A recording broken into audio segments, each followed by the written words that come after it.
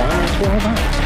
How can 800 horsemen possibly succeed in less than 1 hour? You don't believe they can do it? No one's ever attempted a cavalry charge against entrenched infantry supported by machine guns and artillery. It's unheard of, sir. Basically, it looks like a Greco-Roman temple. It is literally a temple to the ancestors. And there's 4 pillars with statues on them, and they have like certain characteristics that embody certain themes. And one of them is goddess kind of looking woman sitting on a throne holding a crown of thorns, because sacrifice is like, one of the 4 pillars that holds up a nation. That's the idea. The temple has a lot of pagan, you would say, like characteristics. There's some Christian things too. And obviously that notion of sacrificial love is very foundational to Christianity because it's embodied in Christ. And that's what that crown of thorns is obviously signifying. These days, most war isn't done on the battlefield. It's done through propaganda. It's done through social engineering, through breaking up the family unit, through attack on your physical, spiritual, and emotional health. It's through like intergenerational culling of the gene pool, lowering it physically by population, by diluting the bloodline,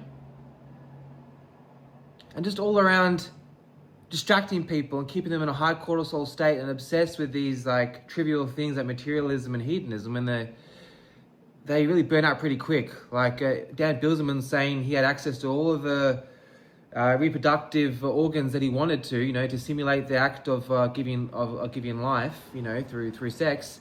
And he like realizes it's pretty boring after a while. And so I think it's the thrill of it. It's the idea of it keeps people going. The actual chase, the what you get is not really that satisfying. It's just the idea of keeping people in this hypnosis. Like, I've got to go out and I really must have access to all of the eligible bachelorettes that I want. When that's really not that satisfying. And sometimes just to acknowledge what you've got, what your ancestors had, is a pretty big deal. To conserve what once was.